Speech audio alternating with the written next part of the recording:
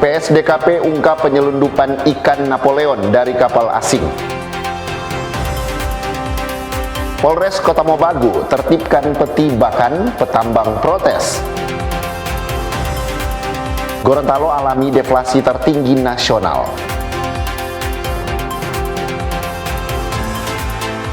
Pemerintah Provinsi Sulawesi Utara terima opini WTP 12 kali berturut-turut dari BPK RI.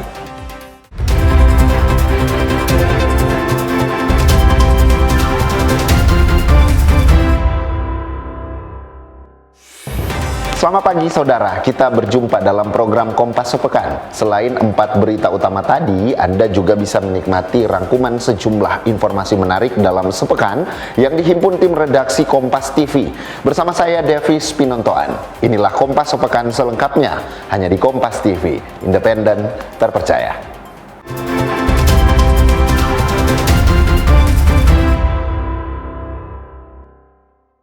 Kita ke info yang pertama saudara, seorang pengendara motor sport William Tio, warga Manado, meninggal dunia setelah mengalami kecelakaan lalu lintas di ruas Jalan Samratulangi, tepatnya di depan Makoren 131 Santiago pada Senin pagi. Kecelakaan lalu lintas yang terjadi di depan Komando Resort Militer 131 Santiago, Kota Manado pada Senin pagi memakan korban jiwa. Dalam peristiwa tersebut, 1 orang meninggal dunia di lokasi kejadian akibat luka serius di bagian kepala. Kanit Lantas Polresta Manado Ibda Yamin Pilomonu mengatakan kecelakaan melibatkan 2 sepeda motor. Pihak kepolisian membeberkan berdasarkan kesaksian salah satu korban, motor sport tersebut diduga hilang kendali sehingga menabraknya dari belakang. Kronologinya yaitu kedua kendaraan tersebut sama-sama mengarah dari Zero Point, akan mengarah ke daerah Pikat. Pada saat di depan Siloam terjadi tabrakan. Rumah sakit Siloam, Pak? Di depan rumah sakit Siloam. Nah, terjadi tabrakan itu yang motor yang Ninja ini tabrak dari belakang atau seperti apa? Atau memang menyenggol, Pak?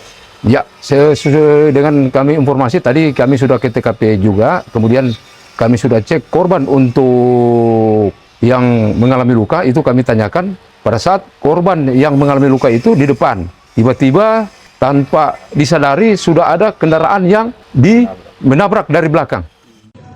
2 korban luka-luka saat kejadian langsung dievakuasi dan dirawat di Rumah Sakit Siloam. Polisi masih menyelidiki penyebab kecelakaan tersebut. Jimmy Dapar, Kompas TV Manado, Sulawesi Utara.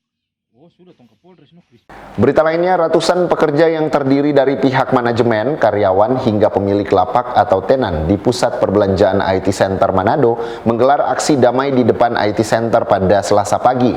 Aksi ini dipicu oleh kekhawatiran para pekerja akan hilangnya mata pencarian mereka, menyusul adanya dugaan kriminalisasi hukum terkait kasus pencemaran lingkungan yang dituduhkan kepada pihak pengelola bangunan. Gerakan moral bertajuk Aksi Damai Save IT Center ini sengaja digelar sebagai bentuk perlawanan tegas terhadap ketidakpastian hukum yang dinilai mulai mengancam hajat hidup ribuan pencari nafkah. Pihak manajemen membeberkan persoalan hukum yang membelit mereka sejak tahun lalu, terkesan dipaksakan. Kekecewaan memuncak saat pihak pengelola mendadak ditetapkan sebagai tersangka atas dugaan kasus pencemaran lingkungan. Kami harus menyampaikan isi hati kami, menyampaikan aspirasi kami, dan saya mewakili dari seluruh pihak manajemen, bahkan seluruh tenan. Jadi kami ada 5.000 orang di dalam IT Center. Kami merasa tidak ada keadilan, sama sekali tidak ada keadilan dalam setiap hal yang dibuat, apakah itu mengambil sampel seperti yang sudah dijelaskan tadi, itu tidak benar. Tidak ada SOP-nya, suka-suka hati. Kemudian saat penetapan tersangka juga tidak tiba-tiba kami ditetapkan sebagai tersangka, sementara proses yang harus dijalani itu tidak ada. Gelar perkara kami tidak diundang. Tuntutan kami cuma satu, stop kriminalisasi kasus yang ditujukan kepada IT Center. Karena kalau tidak di stop dan kemudian itu ditetapkan dan kemudian bersalah, maka gedung ini ditutup. Dan kami, para pengusaha kecil yang ada di dalamnya, tenan-tenan di dalamnya, kami mau mencari kehidupan dari mana. Nah kan kami perlu, anak istri kami perlu makan di rumah. Sehingga tujuan kami cuma satu, kami ikut serta dengan pengelola cuma satu tujuan kami. Kami untuk hentikan kasus kriminalitas ini. Hentikan kasus yang sementara ditujukan kepada IT Center. Melalui aksi damai ini, sekitar 5.000 pekerja dan pelaku usaha mikro di dalam IT Center melayangkan petisi terbuka dan memohon perlindungan hukum kepada pemerintah kota serta DPRD Kota Manado. Mereka berharap penegak hukum bertindak objektif demi menyelamatkan nasib ribuan kepala keluarga yang menggantungkan hidup di pusat bisnis tersebut. Jimmy Dapar, Kompas TV Manado, Sulawesi Utara. Info berikutnya, kolaborasi unit reaksi cepat tim Resmo Polda Sulawesi Utara bersama Satreskrim Polresta Manado berhasil menangkap pelaku penikaman yang terjadi di Kecamatan Singkil, Kota Manado pada 31 Mei lalu. Kota Manado baru-baru ini dihebohkan dengan kasus penikaman yang viral di media sosial. Kejadian penikaman tersebut terjadi pada tanggal 31 Mei 2026 lalu di Kelurahan Singkil 1, Kecamatan Singkil, Kota Manado. Usai mendapatkan laporan, unit reaksi cepat tim Resmo Polda Sulawesi Utara bersama Satreskrim Polresta Manado bergerak untuk memburu tersangka. Tak butuh waktu lama, tersangka inisial JM umur 22 tahun akhirnya ditangkap tanpa perlawanan di rumahnya di Kelurahan Sindulang pada hari Senin tanggal 1 Juni kemarin. Sementara itu, Kasatreskrim Polresta Manado AKP Elwin Kristianto mengatakan polisi telah memeriksa sejumlah saksi untuk mengungkap motif penikaman tersebut. Di sini bisa kita sampaikan bahwa waktu kejadian yaitu pada tanggal 31 Mei sekitar pada pukul 23.00 WITA di Kelurahan Singkil 1, Kecamatan Singkil, Kota Manado, Provinsi Sulawesi Utara. Untuk tersangka yaitu berinisial JJM. Kemudian untuk korban berinisial JFK. Barang bukti yang telah berhasil diamankan dari terduga pelaku JJM adalah sebilah pisau penikam terbuat dari besi putih dengan panjang mata pisau 41,6 cm dan lebar mata pisau 2,7 cm dengan satu sisi tajam, ujung runcing dengan gagang pisau yang terbuat dari kayu dan dililit dengan besi kuning yang sudah diukir. Tersangka dijerat dengan KUHP pidana pasal 458 ayat 1, subsidiar pasal 466 ayat 3 dengan ancaman kurungan penjara 15 tahun. Jimmy Dapar, Kompas TV Manado, Sulawesi Utara. Saudara, Direktorat Jenderal Pengawasan Sumber Daya Kelautan dan Perikanan menangkap kapal MV Silver Islands yang memuat ikan Napoleon tanpa izin resmi. Kapal berbendera asing ini ditangkap di perairan timur laut Nunukan, Kalimantan Utara. Dalam penangkapan kapal MV Silver Island ini, personel dari Direktorat Jenderal PSDKP menemukan 1,2 ton ikan Napoleon hidup yang hendak diekspor ke Hong Kong. Sayangnya ikan Napoleon tersebut tidak mengantongi izin resmi pemerintah Indonesia. Direktur Jenderal PSDKP Pung Nugroho Saksono bilang kapal MV Silver Island terdaftar sebagai kapal pengangkut ikan kerapu yang dioperasikan oleh perusahaan asal Hong Kong. Namun saat ditangkap di wilayah perairan sekitar Kalimantan Utara, kapal tersebut menggunakan bendera negara Sao Tome and Principe. Saat penggeledahan kapal, petugas menemukan ikan kerapu hidup ditempatkan di palka kapal. Sementara ikan Napoleon tersebut disembunyikan di tempat yang berbeda untuk menghindari pengawasan petugas. Bermula dari adanya pengaduan dari masyarakat terkait adanya pemuatan ikan-ikan yang dilarang Napoleon khususnya itu. Informasinya akan dibawa ke Hong Kong dan ketika dilakukan pengejaran oleh anggota kami, Orka, kapal ini tidak mengaku kalau dia berasal membawa ikan Napoleon. Karena ombak besar, kami bawa ke agak tepi ini. Jadi ketika diperiksa, ternyata ikan Napoleon tersebut disembunyikan di palkah yang bukan lazimnya, bukan di manifest. Di sini KKP hadir memastikan bahwa illegal fishing yang dilakukan oleh kapal asing ini kapal benderanya dari Afrika Tengah, bisa kita pastikan kita tangkap. selanjutnya akan kami bawa ke pangkalan PSDKP Bitung untuk diproses lebih lanjut. Penangkapan kapal MV Silver Island di sekitar perairan Laut Kalimantan Utara dilakukan dengan mengerahkan kapal Orca 04 yang merupakan kapal pengawas milik PSDKP Kementerian Kelautan dan Perikanan. Saat pengejaran oleh kapal Orca 04 di perairan Laut Sulawesi, kapal MV Silver Island berupaya mengelabui personil PSDKP dengan mematikan Automatic Identification System atau ICE Transponder.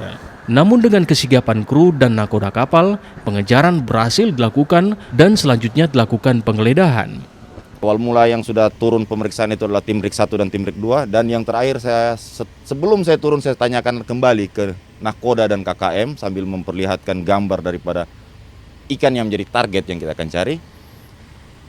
Mereka menyatakan tidak ada, dan saya sampaikan kalau saya dan tim saya yang turun terakhir berarti akan jadi masalah kalau barang ini ada. Dan tepat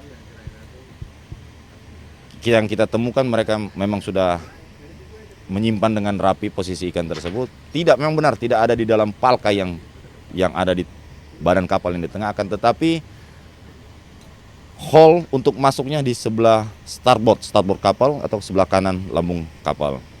Dalam operasi penangkapan kapal ini, PSDKP memproyeksikan valuasi potensi kerugian negara berkisar 16 miliar rupiah. 8 orang diamankan dari kapal tersebut, 2 orang WNA dan 6 orang lainnya merupakan warga negara Indonesia. Kapal ini kemudian diamankan oleh PSDKP di Pelabuhan Bitung, Sulawesi Utara untuk proses hukum selanjutnya. Yana Megasingal, Jimmy Dapar, Kompas TV Manado, Sulawesi Utara. Sempat buron selama 2 hari, 2 tersangka kasus pembunuhan di Kelurahan Singkil 1, Kecamatan Singkil, Kota Manado, berhasil ditangkap oleh tim Resmo Polda Sulawesi Utara.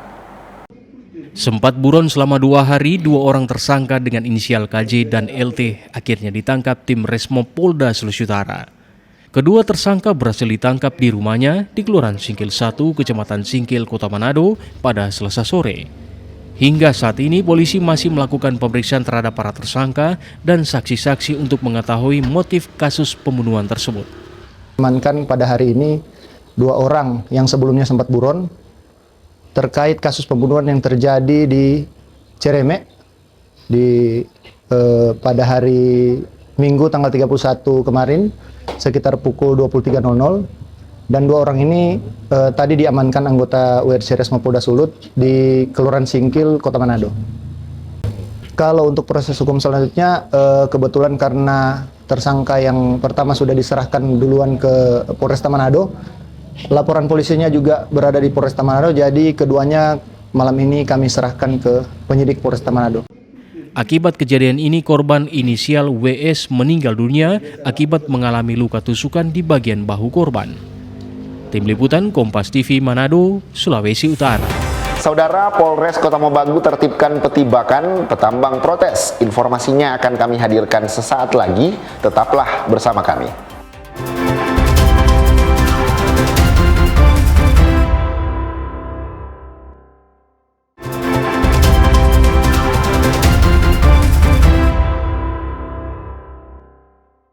Kembali Anda menyaksikan Kompas Sepekan. Saudara, Kepolisian Resor Kota Mobagu, Sulawesi Utara melakukan penertiban aktivitas pertambangan emas tanpa izin atau peti di Desa Bakan, Kecamatan Lolayan, Kabupaten Bolaang Mongondo. Penertiban yang menggunakan alat berat ini mendapat penolakan dari sejumlah warga petambang.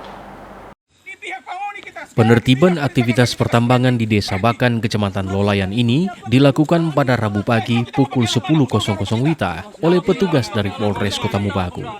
Dalam operasi tersebut, alat berat dikerahkan untuk menutup sejumlah lubang pengambilan material emas yang selama ini digunakan para petambang. Penertiban ini diwarnai ketegangan antara petugas dan warga petambang yang menolak penertiban. Warga menilai penertiban ini pilih kasih. Warga juga mempertanyakan mengapa lokasi peti lainnya tidak ikut ditertibkan. Dalam proses penertiban ini, seorang warga mengalami luka yang diduga akibat tertimpa batu saat alat berat sedang beroperasi di lokasi.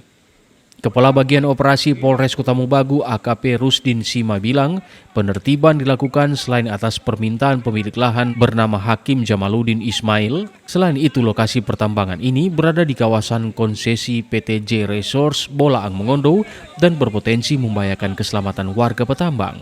Jadi kaitan Kota Mobagu melaksanakan kegiatan operasi penertiban peti di wilayah Bakan di wilayah seputaran konsesi JRBM. Jadi berdasarkan permintaan daripada pemilik lahan, dalam hal ini Pak Hakim Jamaluddin Ismail, untuk kami tertibkan, dan itu dibuktikan ada surat dari beliau untuk kami laksanakan penertiban. Begitu pada hari ini sejak dari jam 10 kami sudah lakukan penertiban. Itu dalam hal ini sesuai juga surat daripada Pak Hakim itu berbunyi juga ada edukasi yang harus kami sampaikan bahwa aktivitas pertambangan ini mengandung risiko yang dalam hal ini bisa menelan korban akibat pertambangan tersebut. Meski mendapat penolakan dari sejumlah petambang, aparat tetap melanjutkan proses penertiban hingga seluruh titik yang menjadi sasaran operasi selesai ditangani. Rahman Rahim, Kompas TV, Bolaang Mongondo, Sulawesi Utara.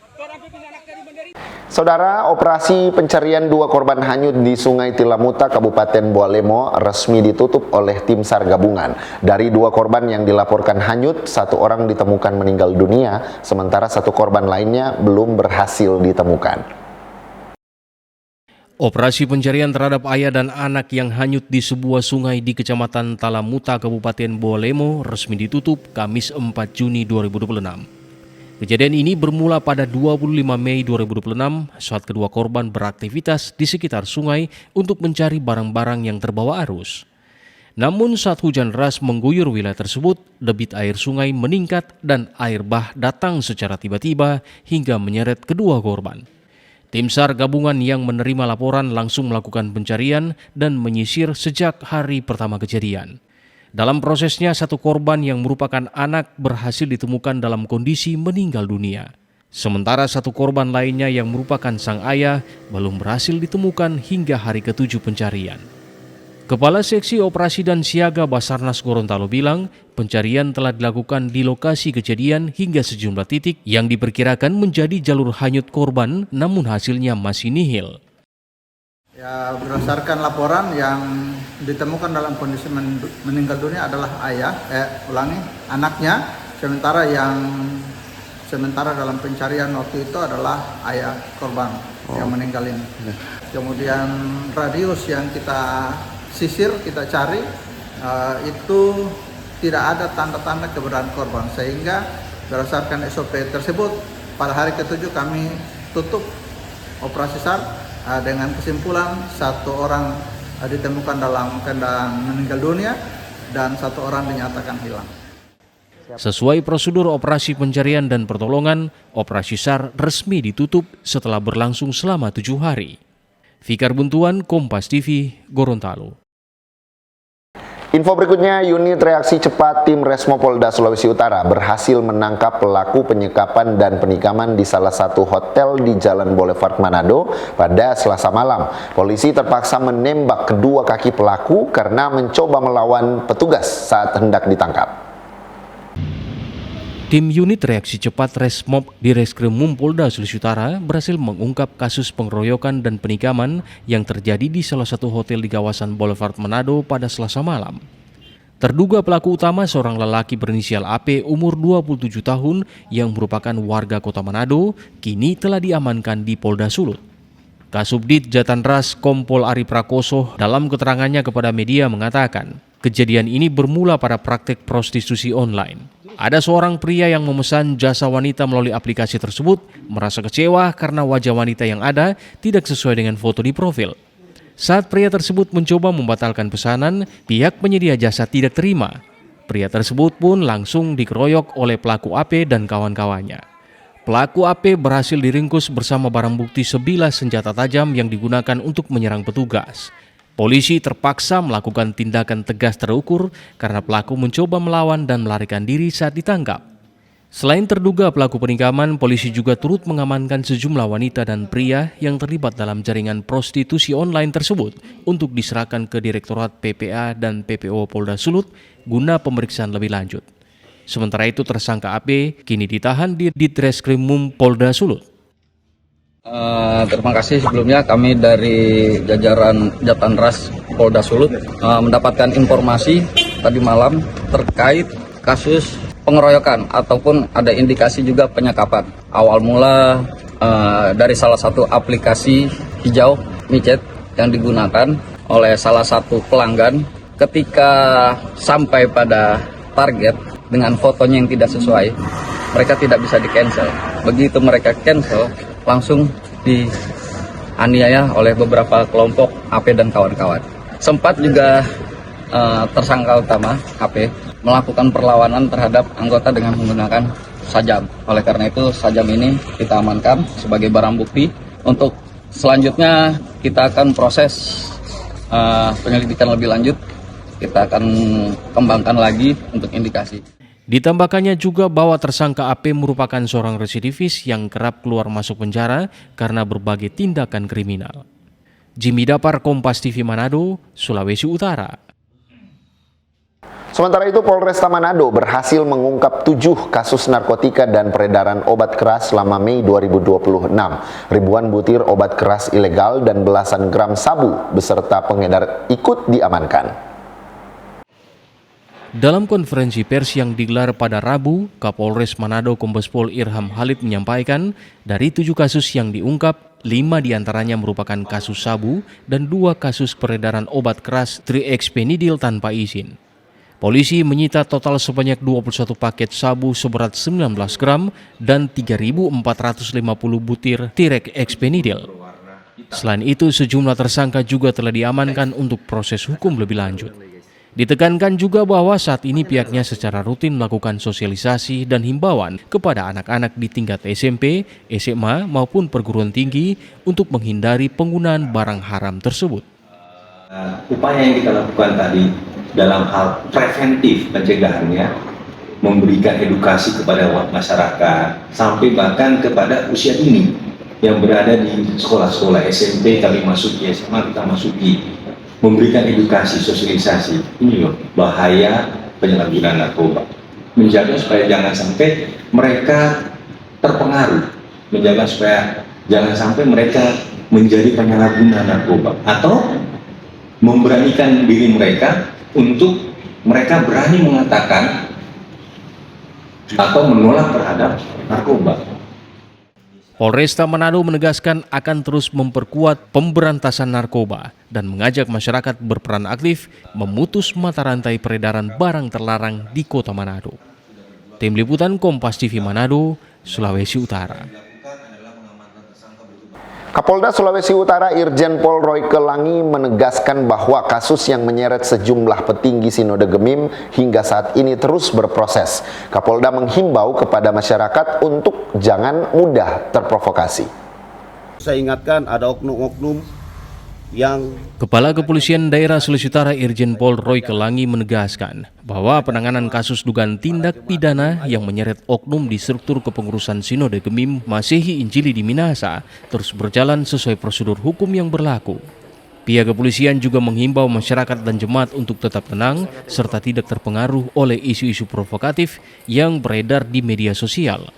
Irjen Pol Royke Langi bilang Polda Sulut meluruskan bahwa saat ini ada 2 fokus perkara yang sedang ditangani oleh penyidik. Perkara tersebut meliputi dugaan pemalsuan surat serta kasus yang berkaitan dengan yayasan. Pihak kepolisian membenarkan adanya indikasi provokasi dari pihak-pihak tertentu terkait pemeriksaan kasus ini.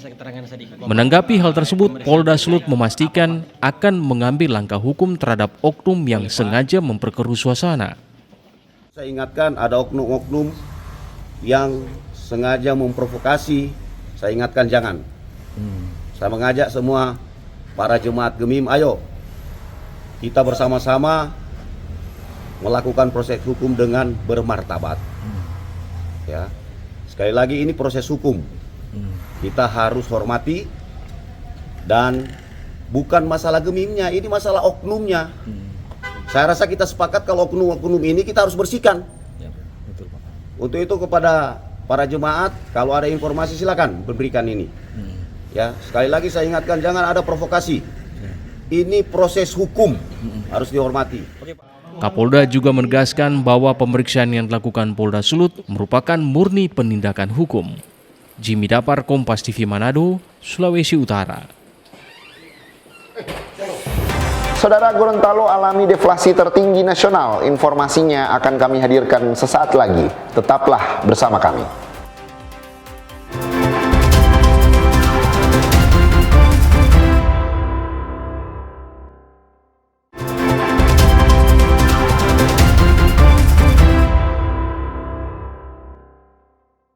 Terima kasih Anda masih bersama kami di Kompas Sepekan. Saudara, Badan Pusat Statistik Provinsi Gorontalo mencatat Gorontalo mengalami deflasi bulanan tertinggi secara nasional pada Mei 2026. Penurunan harga cabai rawit menjadi salah satu faktor utama yang mendorong terjadinya deflasi di daerah ini. Badan Pusat Statistik Provinsi Gorontalo mencatat deflasi sebesar 0,9% pada Mei 2026 dalam perbandingan bulan ke bulan. Angka tersebut menjadikan Gorontalo sebagai provinsi dengan deflasi tertinggi secara nasional pada periode tersebut. Kepala BPS Provinsi Gorontalo menyebut cabai rawit menjadi komoditas dengan andil terbesar terhadap terjadinya deflasi. Selain cabai rawit, terdapat sejumlah komoditas lain yang turut memberikan kontribusi terhadap penurunan indeks harga konsumen di Gorontalo.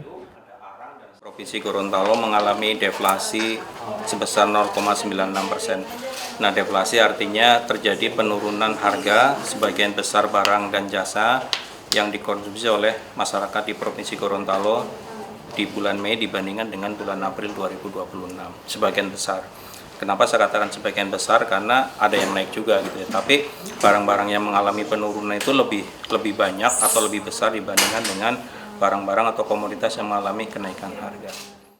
Deflasi menunjukkan adanya penurunan rata-rata harga sejumlah barang dan jasa dalam periode tertentu. Kondisi ini menjadi tantangan untuk menjaga keseimbangan harga agar tetap menguntungkan produsen namun tetap terjangkau bagi konsumen. Fikar Buntuan, Kompas TV, Gorontalo. Berdasarkan rilis Badan Pusat Statistik Sulawesi Utara, cabai rawit jadi penahan inflasi daerah dan membuat Sulut mencatat deflasi sebesar minus 0,61% pada bulan Mei 2026. Stabilnya harga komoditas cabai rawit di hampir sepanjang bulan Mei 2026 disebut menjadi faktor penting dalam deflasi minus 0,61% yang dicatat oleh Sulawesi Utara pada bulan Mei 2026. Kendati pada akhir bulan sempat melonjak karena momentum Idul Adha, namun BPS menyebut cabai rawit tetap menjadi penahan inflasi dengan andil minus 0,45%. Banyak harga yang turun di antaranya ya, harga cabai kan turun tuh, harga turun walaupun tadi dijelaskan bahwa ada anomali 2 hari, tapi langsung pihak Pak Karo perekonomian langsung bisa bertindak dengan cepat, bisa menstabilkan. Kemudian kan tadi ikan ya, ikan kan banyak tuh, dan ikan ini kan menjadi konsumsi utamanya di sini. Jadi intinya itu ada sekitar 5 komoditas. Terkait hal ini, pemerintah Provinsi Sulawesi Utara melalui Kepala Biro Ekonomi Sulut menyebut intervensi langsung terhadap kenaikan harga cabai rawit juga telah dilakukan. Tercatat pada 2 Juni 2026, harga cabai kini hanya berkisar Rp70 hingga Rp72.000 per kilogram. Kami memastikan bahwa harga yang tercipta adalah sebagaimana harga acuan pemerintah yang tentunya memastikan hak-hak konsumen juga terjaga. Disinilah provinsi secara cepat melakukan komunikasi, kita sebut komunikasi efektif agar menjaga kestabilan harga. Dan sebagaimana kita tahu hari ini harga cabai rawit sudah kembali normal di angka 70 ribuan per kilogram. Selain cabai rawit, sejumlah komoditas lainnya seperti ikan selar dan ikan malalugis juga menjadi salah satu penahan inflasi. Sedangkan komoditas lainnya seperti tomat, tiket angkutan udara hingga telepon seluler menjadi pendorong inflasi di bulan Mei. Swingli Manderes, Kompas TV Manado, Sulawesi Utara. Berita lainnya, pedagang dan ibu rumah tangga di Kota Manado mengeluhkan naiknya sejumlah harga kebutuhan dapur seperti cabai rawit, cabai keriting, dan bawang merah. Lonjakan harga ini dinilai sangat membebani pengeluaran rumah tangga. Berdasarkan pantauan harga di Pasar Bersati Kota Manado pada Rabu 3 Juni 2026, harga bumbu dapur seperti cabai rawit, cabai merah, dan bawang merah masih tinggi. Harga cabai rawit yang normalnya dijual seharga Rp45.000 per kilogram, kini mulai berkisar antara Rp70 hingga Rp75.000 per kilogram. Sementara untuk cabai merah, dari harga normal Rp40.000, kini naik menjadi Rp60 hingga Rp70.000 per kilogram. Kenaikan serupa juga terjadi pada komoditas bawang merah yang mulai naik dalam 2 hari terakhir. Dari harga normal Rp40.000 per kilogram menjadi Rp60.000 per kilogram. Cabai rawit yang cabai rawit Gorontalo itu 70. Siapa cabai rawit golongan? Yang biasanya kalau naik itu orang petaninya setengah mati cari orang mau panen gitu. Karena baru adha baru-baru. Iya, karena baru ada bawang merah itu sudah di 55 sampai 60 ke atas. Bukan hanya pedagang, kenaikan harga ini juga ikut dikeluhkan oleh ibu rumah tangga. Pasalnya kenaikan harga bumbu dapur dinilai sangat membebani pengeluarannya. Bawang merah. Biasa cuma 45, ini 90. Per ibu rumah tangga memberatkan deh itu, Bu? Sedikit memberatkan. Ada harapan supaya turun, Bu, harga? Ada pasti. Menurut pedagang, naiknya harga beberapa bumbu dapur ini dikarenakan kurangnya pasokan yang masuk pasca Hari Raya Idul Adha, khususnya komoditas cabai rawit dari Provinsi Gorontalo. Swingli Manderes, Kompas TV Manado, Sulawesi Utara. Badan Pusat Statistik Sulawesi Utara menyebut jumlah kunjungan wisatawan mancanegara ke Sulut menurun di periode bulan April 2026. BPS mencatat sepanjang bulan April, kunjungan wisatawan mancanegara ke Sulut hanya mencapai 9.000 orang. Berdasarkan rilis Badan Pusat Statistik Sulut pada 2 Juni 2026, jumlah kunjungan wisatawan mengalami penurunan signifikan. Salah satunya terjadi pada kunjungan wisatawan mancanegara. Data BPS menunjukkan kunjungan Wisman ke Sulut turun dari 11.000 kunjungan di bulan Maret menjadi 9.000 kunjungan di bulan April 2026. Turunnya kunjungan wisatawan mancanegara tersebut dikatakan oleh Wateki, Kepala BPS Sulut, akibat adanya pengurangan penerbangan internasional menuju ke Kota Manado, salah satunya dari Korea. Kami sudah komunikasi juga dengan pariwisata. Sepertinya ada pengurangan perjalanan kalau nggak salah ya. Tadinya seminggu 7 kali menjadi 4 kali. Jadi otomatis kan pengurangan perjalanan dari Korea Selatan ke Sulawesi Utara. Kendati kunjungan Wisman ke Sulut mengalami penurunan, namun hal tersebut tidak terlalu berdampak terhadap sektor perhotelan. Salah satu hotel di Kota Manado menyebut, sejak awal tahun kunjungan wisatawan justru relatif membaik jika dibandingkan tahun sebelumnya. Untuk tingkat hunian di sini juga masih bagus ya kalau mau dibilang. Masih ada di persentase di 60 sampai dengan 70% tiap bulan. Kalau mau dibilang, kalau mengenai Wisman yang datang ke Luansa, kita juga tidak bisa sampaikan misalnya dari negara mana yang lebih banyak, karena kalau mau dibilang seimbang sih yang datang ke sini dari jumlah turis wisatawan asing ya yang di Luansa tahun lalu. Umumnya wisatawan mancanegara yang datang ke Sulut berasal dari Tiongkok dan Korea, dengan rata-rata lama menginap mencapai 3 hingga 4 hari. Sementara tamu asal Eropa cenderung lebih lama hingga 7 hari. Swingli Manderes, Kompas TV Manado, Sulawesi Utara. Saudara, Pemprov Sulu terima opini WTP 12 kali berturut-turut dari BPK RI. Informasinya akan kami hadirkan sesaat lagi. Tetaplah bersama kami.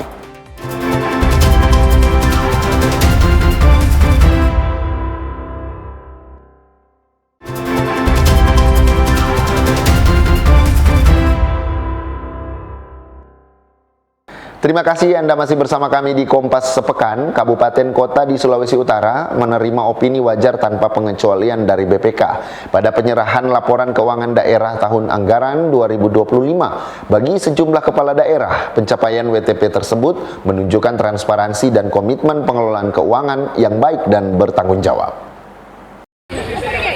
Penyerahan laporan keuangan hasil pemeriksaan BPK Perwakilan Sulawesi Utara berlangsung pada Jumat 29 Mei 2026 dengan dihadiri oleh pimpinan daerah dan pimpinan DPRD tingkat kabupaten kota di Sulawesi Utara. Sebanyak 14 kabupaten kota diberikan opini wajar tanpa pengecualian oleh BPK sebagai bentuk penilaian baiknya pengelolaan keuangan di daerah. Pencapaian tersebut dinilai oleh para kepala daerah menjadi pembuktian kepada masyarakat bahwa pemerintah daerah telah menjalankan pengelolaan keuangan secara baik dan bertanggung jawab. Ini kami sangat bersyukur karena pemerintah Kabupaten Nusa Tenggara hari ini mendapat opini WTP untuk ke-11 kali. Ini sebagai bentuk komitmen kami dari pemerintah daerah untuk melaksanakan pengelolaan keuangan yang bersih untuk kesejahteraan masyarakat Kabupaten Nusa Tenggara. Ya, kalau kami Nusa Tenggara ada sebagian besar sudah kami tindak lanjuti. Yang pasti kami harus menyelesaikan apa yang sudah menjadi catatan. Ini adalah persembahan kami kepada masyarakat, di mana kami menunjukkan bahwa kami melakukan tata kelola keuangan dengan baik. Tetapi kami sadari bahwa ini bukanlah tujuan akhir, sebagaimana tadi disampaikan oleh Pak Kalan, bahwa yang terpenting adalah bagaimana masyarakat merasakan dampak yang terbaik dari setiap program yang kita berikan dari pengelolaan tata kelola yang baik. Pada penyerahan laporan tersebut, hanya Kabupaten Kepulauan Talaut yang tidak mendapatkan opini WTP. BPK menyebut terdapat sejumlah aspek yang belum sesuai standar penilaian. Suingli Manderes, Kompas TV Manado, Sulawesi Utara. Kita ke info berikutnya, Saudara. Badan Pemeriksa Keuangan memberikan opini wajar tanpa pengecualian atau WTP terhadap laporan hasil pemeriksaan keuangan Pemprov Sulut tahun 2025. Penyerahan LHP dari BPK RI berlangsung di ruang paripurna DPRD Provinsi Sulawesi Utara pada Selasa pagi. Pemerintah Provinsi Sulawesi Utara diganjar opini wajar tanpa pengecualian atau WTP oleh Badan Pemeriksa Keuangan Republik Indonesia atas laporan keuangan pemerintah daerah tahun anggaran 2025. Penyerahan LHP dilakukan oleh Kepala Badan Pembinaan dan Pengembangan Hukum Pemeriksaan Keuangan Negara BPK RI Ahmad Anang Hendardi didampingi Kepala Perwakilan BPK Sulawesi Utara Bombit Agus Mulyo kepada Ketua DPRD Sulut Franciscus Andi Silangin dan Gubernur Sulut Julius Silvanus. Dalam sambutannya, Gubernur Julius bilang capaian Pemprov Sulut atas opini WTP ini telah diterima sebanyak 12 kali secara berturut-turut hingga LHP tahun anggaran 2025. Menurutnya, opini wajar tanpa pengecualian ini merupakan amanah untuk memastikan setiap rupiah yang dikelola pemerintah daerah benar-benar dimanfaatkan dengan penuh integritas. Di satu sisi, Julius bilang capaian opini WTP ini bukanlah merupakan tujuan akhir, karena dalam LHP tahun 2025 masih terdapat catatan dari BPK untuk ditindaklanjuti Pemprov Sulut selama 60 hari ke depan. Atas laporan keuangan pemerintah daerah tahun anggaran 2025, pemerintah Provinsi Sulawesi Utara kembali memperoleh opini wajar tanpa pengecualian atau WTP dari BPK RI untuk yang ke-12 kali secara berturut-turut. Tepuk tangan yang meriah buat WTP kita. Capaian ini patut kita syukuri dan banggakan bersama. Namun tidak boleh membuat kita lengah karena opini wajar tanpa pengecualian bukanlah tujuan akhir. Kita diberi waktu 60 hari untuk menyelesaikan persoalan yang belum terselesaikan. Presiden Republik Indonesia, Bapak Prabowo Subianto pernah menegaskan bahwa setiap rupiah uang rakyat harus dijaga. Jangan bermain-main dengan uang rakyat. Penyerahan LHP ini turut dihadiri Wakil Gubernur Sulut Victor Mailangkai serta para perangkat pimpinan DPRD Provinsi Sulut, Sekretaris Daerah Provinsi Sulut Tahlis Galang, serta organisasi perangkat daerah Sulawesi Utara. Yana Mekasingal, Kompas TV Manado, Sulawesi Utara. Saudara, pemerintah Kota Manado menggelar upacara peringatan Hari Lahir Pancasila pada 1 Juni 2026 di lapangan Sparta Tikala. Melalui momen ini, ratusan aparatur sipil negara diajak menjadi pelopor dalam mengimplementasikan nilai-nilai Pancasila dalam kehidupan sehari-hari.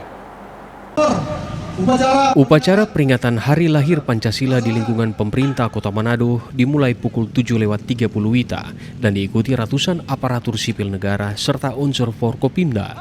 Dalam kegiatan tersebut, Wakil Wali Kota Manado Richard Swalang bertindak sebagai pembina upacara.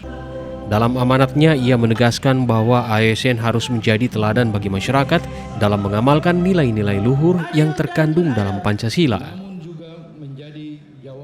Ya, kita memperingati ini bukan sekedar seremonial upacara, tapi juga kita harus tetap terus menanamkan nilai-nilai Pancasila pada seluruh masyarakat Indonesia, khususnya di Kota Manado. Nah, ini kan kita seluruh aparatur sipil negara yang ada di lingkungan pemerintah Kota Manado ini kita harus menjadi pelopor ya bagi penguatan dan pembudayaan nilai-nilai Pancasila kepada seluruh masyarakat. Richard menyebut nilai-nilai Pancasila perlu terus dijaga dan diimplementasikan dalam kehidupan bermasyarakat. Dengan demikian, kerukunan serta keberagaman di tengah masyarakat dapat terpelihara dengan baik. Pada kesempatan yang sama, Wakil Wali Kota Manado juga menyerahkan surat keputusan pengangkatan kepada 2 orang ASN. Ia berpesan agar peningkatan jabatan tersebut dimaknai sebagai peningkatan tanggung jawab yang harus diimbangi dengan kinerja yang lebih optimal.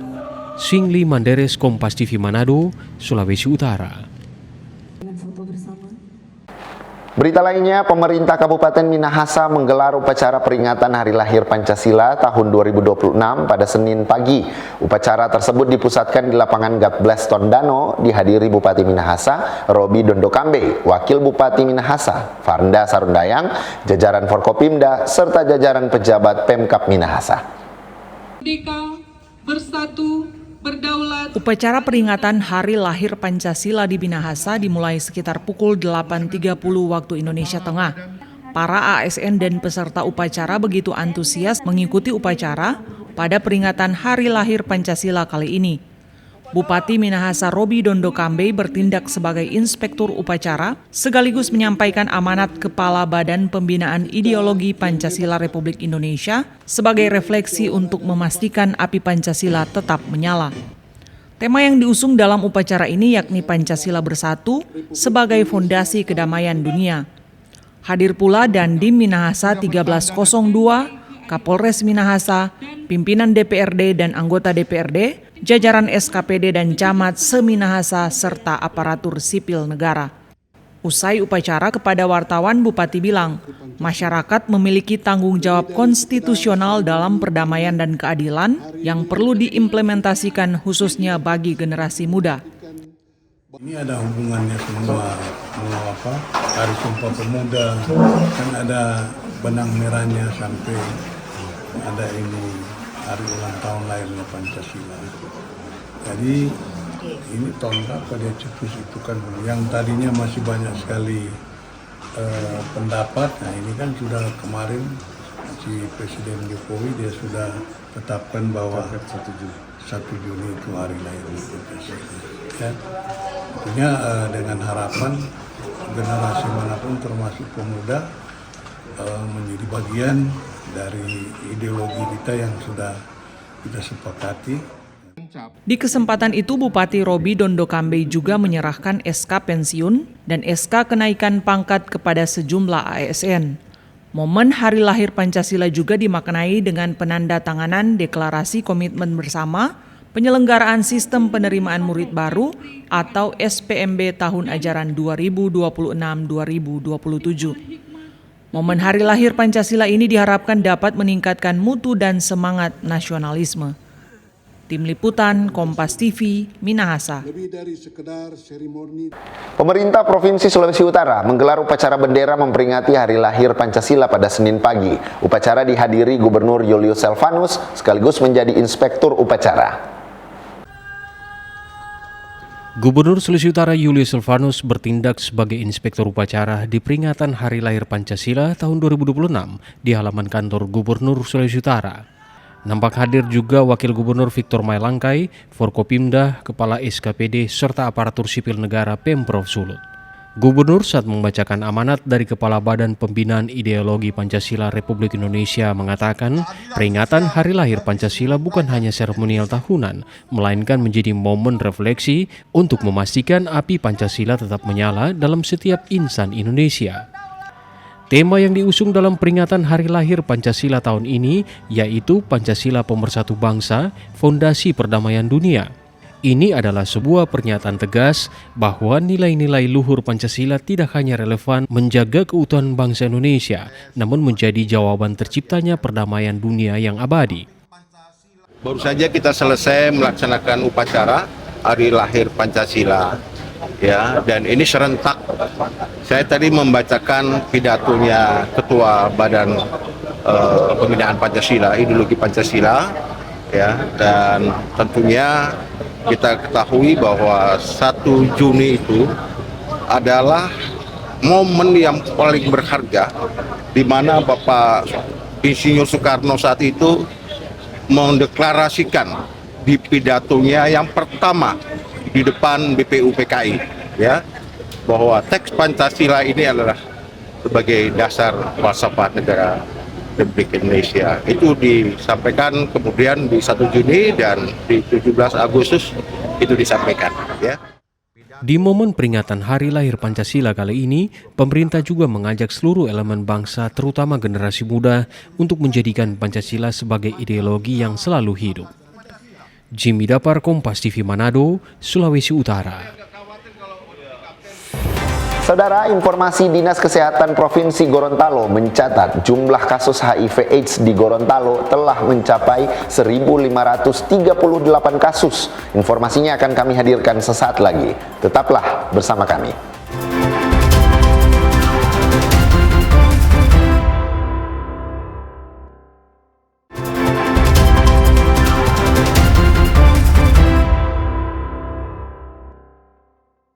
Anda menyaksikan Kompas Sepekan. Saudara, Dinas Kesehatan Provinsi Gorontalo mencatat jumlah kasus HIV/AIDS di Gorontalo telah mencapai 1.538 kasus hingga Maret 2026. Berdasarkan data Dinas Kesehatan Provinsi Gorontalo, secara kumulatif jumlah kasus HIV/AIDS di Gorontalo sejak tahun 2001 hingga Maret 2026 mencapai 1.538 kasus. Angka tersebut terdiri dari 913 kasus HIV dan 625 kasus AIDS.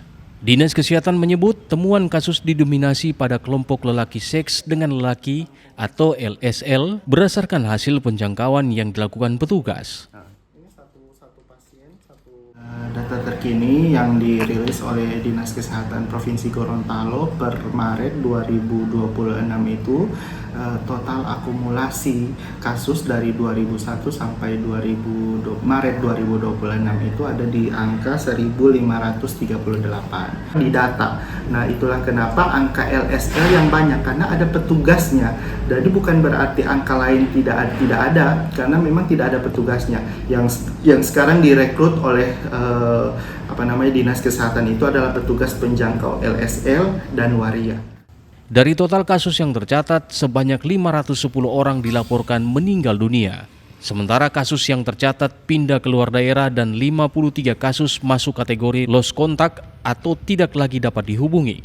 Kini sebanyak 739 orang sedang menjalani terapi antiretroviral atau ARV, sedangkan 39 orang lainnya belum memulai pengobatan.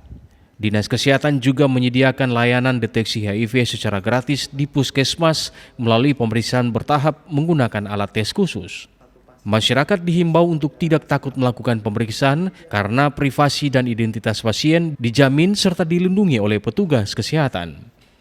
Fikar Buntuan, Kompas TV, Gorontalo. Berita lainnya, TNI Angkatan Darat tengah menggenjot pembangunan jembatan Garuda di seluruh provinsi se-Indonesia dengan target utama menghadirkan infrastruktur penopang ekonomi masyarakat, khususnya warga desa. Di wilayah Kodam 13 Merdeka yang meliputi Provinsi Sulawesi Utara dan Gorontalo, TNI Angkatan Darat akan membangun sebanyak 54 unit jembatan Garuda.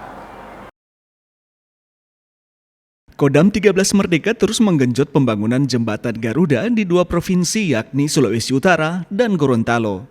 Ditargetkan pembangunan 54 jembatan ini akan dikerjakan secara bertahap sepanjang tahun 2026 dengan wilayah prioritas mencakup wilayah 3T serta wilayah dengan kondisi geografis tertentu. Pangdam 13 Merdeka Majen TNI Mirsa Agus bilang, 54 jembatan ini meliputi pembangunan 18 jembatan Armco, 22 jembatan perintis atau jembatan gantung, dan sisanya 14 jembatan beton. Hingga akhir Mei 2026, pembangunan jembatan yang tersebar di sejumlah kabupaten dan kota se-Sulawesi Utara dan Gorontalo terus digenjot lewat kolaborasi prajurit TNI di masing-masing kodim setempat bersama warga dan pemerintah kota kabupaten. Ini kebetulan kami mendapatkan program pembangunan jembatan Garuda ada 54 titik, di mana dari 54 itu terdiri dari 18 rencana pembangunan jembatan Armco, kemudian ada 22 titik jembatan perintis Garuda atau jembatan gantung, dan 14 jembatan beton. Untuk prioritas kami pikir memang daerah-daerah terpencil. Seperti kemarin kami lihat di Wori itu salah satunya di seberang itu merupakan perkebunan kelapa, kemudian di pemukiman masyarakat jembatannya sangat mengkhawatirkan, sudah tua sekali sehingga perlu diganti jembatan gantungnya ini.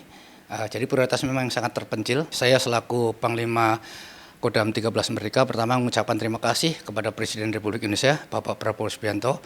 Ini sangat-sangat meringankan beban kami, tanggung jawab moral terhadap masyarakat untuk membantu meningkatkan kesejahteraan masyarakat sebagai bagian dari tugas Kowil. Dengan adanya pembangunan jembatan yang merupakan program dari Bapak, ini akan sangat membantu kami para prajurit di lapangan untuk memberikan rasa aman dan nyaman kepada masyarakat melalui fasilitas jembatan yang tentunya sesuai standar.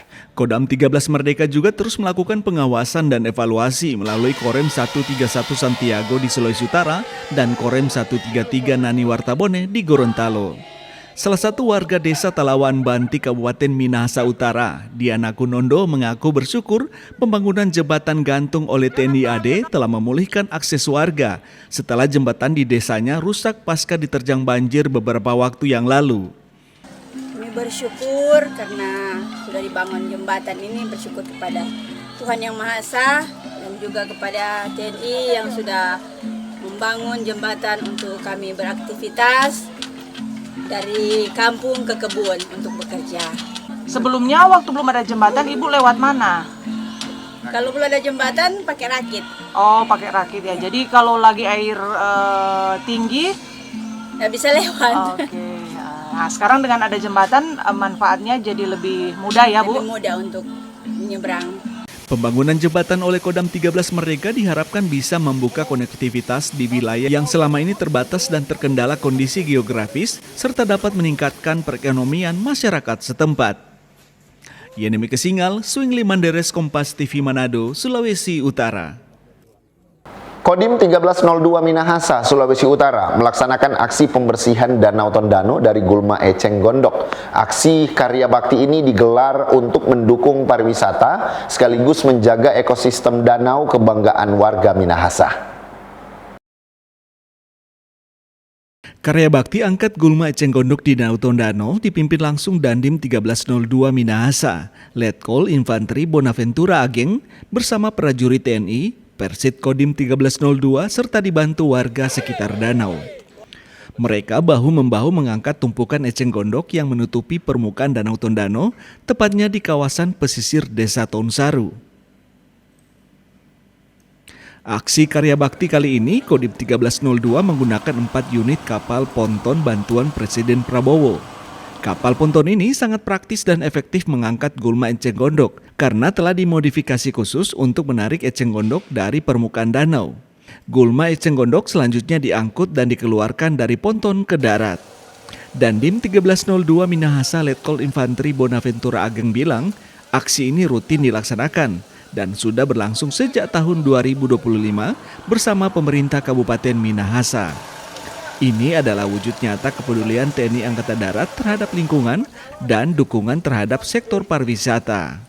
Kita membersihkan Danau Tondano ini, yang pertama mendapat dukungan dari Bapak Kasat, yang berikutnya kita mendapat dukungan dari Pemda Minahasa 2 kali tahun kemarin, Dan hingga saat ini kita tetap melaksanakan pembersihan Danau Tondano secara bersama-sama dengan masyarakat.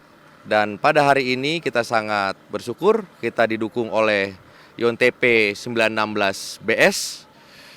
Tiap-tiap ponton terdiri minimal itu ada 6 orang. Ada yang bertugas jadi pengemudi, ada yang bertugas mengangkut eceng gondok yang ada di danau dan merapikannya, menyusun. Begitu di daratan kita sortir, kita angkut menggunakan dump truck ke tempat yang sudah ditentukan. Sementara warga desa sekitar danau mengapresiasi komitmen TNI AD peduli terhadap kelestarian danau yang selama ini menjadi sumber utama mata pencarian mereka. Sebenarnya eceng gondok ini kalau dibiarkan, tidak diangkat sama TNI, bahaya sekali. Bisa tertutup mata pencarian juga nelayan itu nggak ada. Karena mau keluar nggak bisa, eceng semua. Tapi berkat kerja dari TNI sekarang, masyarakat apalagi nelayan itu sangat terbantu. Diketahui guna mendukung program pelestarian Danau Tondano, Kodam 13 Merdeka mendapat bantuan 6 unit kapal ponton dan 3 unit alat konveyor darat dari Presiden Prabowo. Karya bakti angkat eceng gondok ini sejalan dengan program TNI AD Manunggal dengan rakyat dan upaya Kodam 13 Merdeka mendukung destinasi wisata unggulan di Sulawesi Utara. Doni Arai, Hence Tumilar, Kompas TV Minahasa, Sulawesi Utara.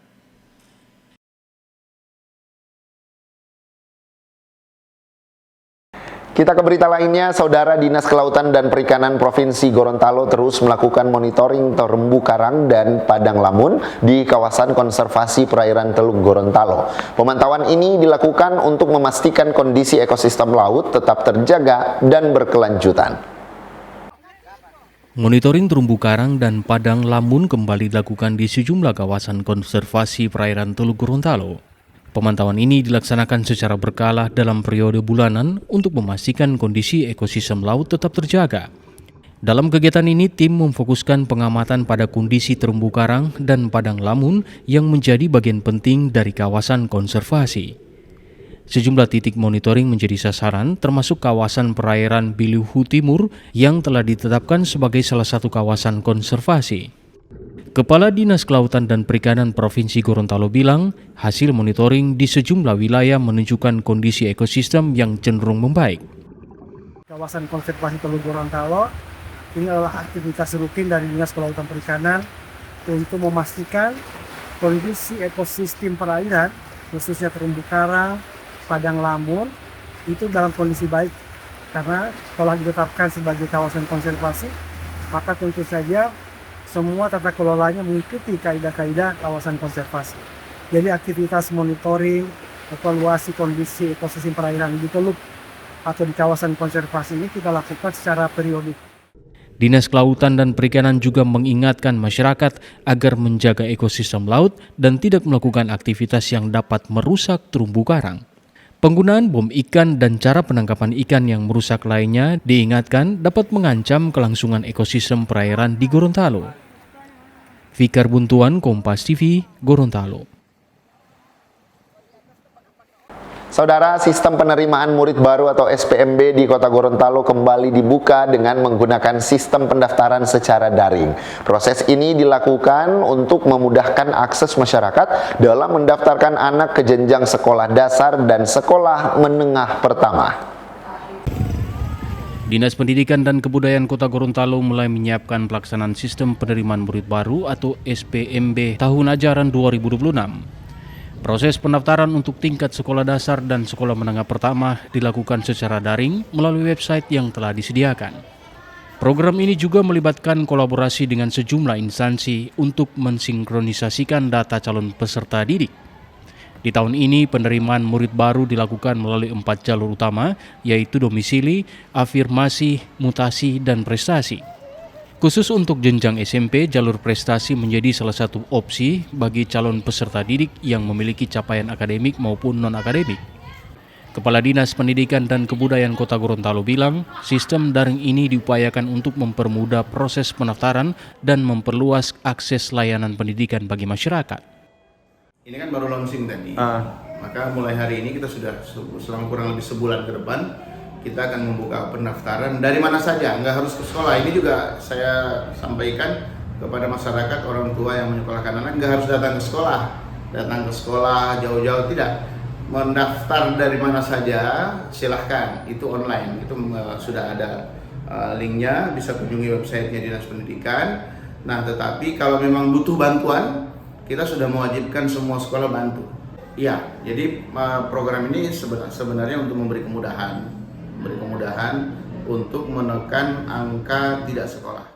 Pemerintah Kota Gorontalo juga menghimbau orang tua agar tidak khawatir dalam menentukan pilihan sekolah bagi anak. Pemerataan mutu pendidikan terus diupayakan agar setiap sekolah memiliki kualitas layanan pendidikan yang baik dan setara. Fikar Buntuan, Kompas TV, Gorontalo. Informasi tadi menutup perjumpaan kita dalam program Kompas Sepekan. Tetap ikuti Kompas Sepekan setiap hari Sabtu. Saya, Davis Pinontoan, pamit undur diri. Saksikan rangkaian program berita di Kompas TV, independen, terpercaya.